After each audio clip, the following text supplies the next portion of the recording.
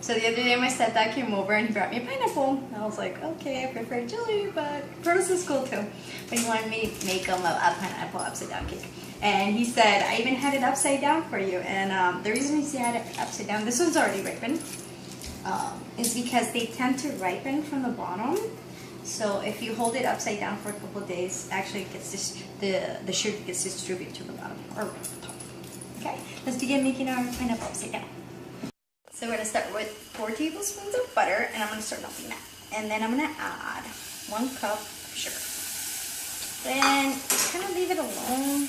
Don't stir it too much because the sugar granules are going to crystallize. You don't want that. You just want to melt the butter and the sugar. A lot of recipes call for brown sugar, but I don't like using brown sugar because it does turn to darken too much in the oven. Stirred a little because I wanted to distribute all the butter throughout. And make sure you stir the sides because it does turn to burn from the outside in. And just make sure you have an even heat while you're melting this. Okay? So we're going to start cutting out our pineapple. And we're going to cut both sides. And you can use your a canned pineapple as well. You don't have to cut it and do all this.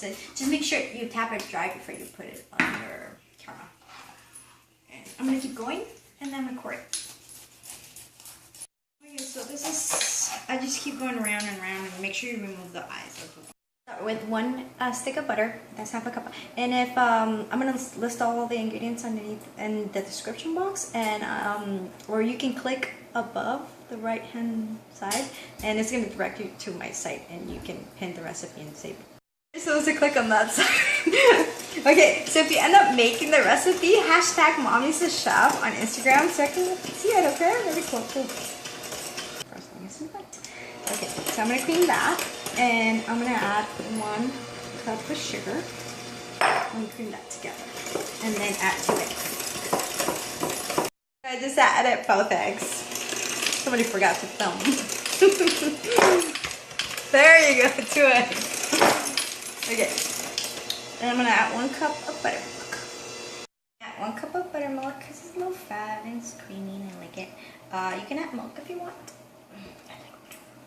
I'm going to mix our dry ingredients. I'm going to add 1.5 teaspoons of baking powder and half a soda. And mix that. You might want to whisk this. I kind of like it.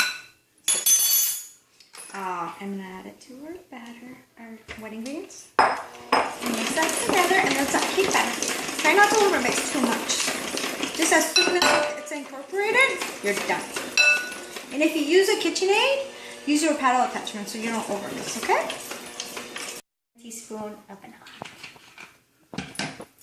So you want to accommodate them as best as you can, whatever shape or things you like. Oh, and see how my caramel hardened before I added our pineapple, because our pineapples are going to give out the juice. And you want it to form that crust in the bottom. I don't know what kind of design I'm going to do yet. I'll figure it out. I'm going to take them cherries and stick them in the middle because that's traditional. I like that.